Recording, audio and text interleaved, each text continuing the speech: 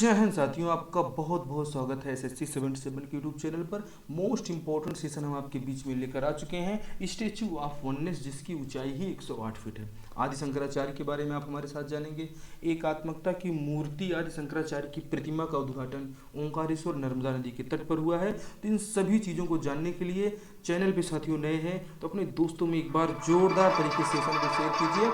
आइए एक एक प्रश्न को हम शुरू करते हैं। चलिए पहले प्रश्न से ही शुरुआत करते हैं। क्या है खास आज हमारे सेशन में? आज शंकराचार्य को बताने वाला हूँ। एकात्मकता की मूर्ति माना जाता है और आदि शंकराचार्य की सबसे बड़ी प्रतिमा अभी तक की ओंकारेश्वर में स्थापित हुई है, जो 12 ज्योतिर्लिंगों में से एक माना जाता है। साथियों, खंडवा मध्य प्रदेश में आदि शंकराचार्य जी का बहुत ही हल्टली संबंध है और इसीलिए वो आपके साथ में लगातार चर्चा में बने हुए हैं। तो इनकी चर्चा को हम आगे बढ़ाएंगे और देखेंगे कि आदि शंकराचार्य जी की क्या है खास, जो आपके एग्जाम में आने वाला है। साथियों, 21 सितंबर 2023 को स्टैच्यू ऑफ वननेस आदि शंकराचार्य की जो मूर्ति है, इसका अनावरण खंडवा मध्य प्रदेश में होता है।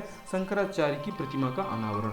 आगे देखते हैं आप कि इसे एकात्मता की मूर्ति कहा जाता है और ये मूर्ति इसलिए महत्वपूर्ण है साथियों कि आदि शंकराचार्य सनातन धर्म के पुनरुद्धारक माने जाते हैं और सांस्कृतिक एकता के देवदूत माने जाते हैं। साथ ही साथ साथियों, स्टैच्यू ऑफ वननेस बिल्कुल हमारे क्षेत्र में, हमारे देश में सनातन संस्कृति को आगे बढ़ाने में बहुत ही अच्छी पहल सरकार की है। आदि शंकराचार्य की अब तक की सबसे बड़ी निर्मित प्रतिमा है ये साथियों। 2100 करोड़ की लगभग लागत से इसे बनाया गया है। 12 साल के बच्चे के रूप में स्थापित किए गए हैं ओंकारेश्वर में।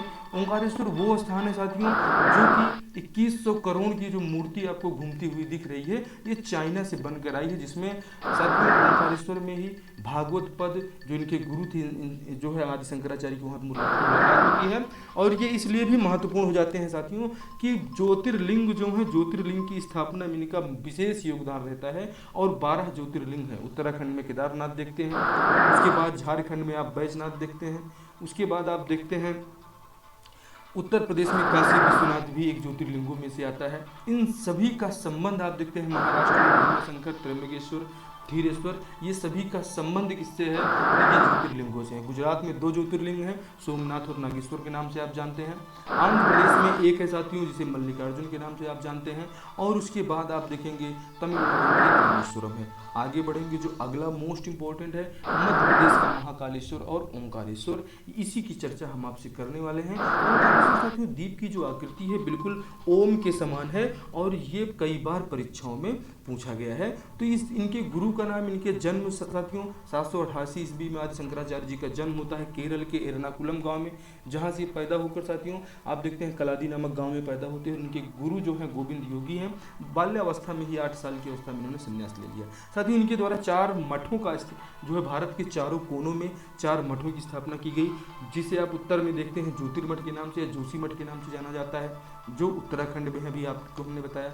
दक्षिण में आप रामेश्वरम देखते हैं, जिसे श्रृंगेरी मठ के भी नाम से जाना जाता है। पूर्व में जो पूरी उड़ीसा वाला आप देखते हैं गोवर्धन मठ के नाम से जाना जाता है और पश्चिम द्वारका शारदा मठ के नाम से जाना जाता है। इसे भी आपने साथियों देखा।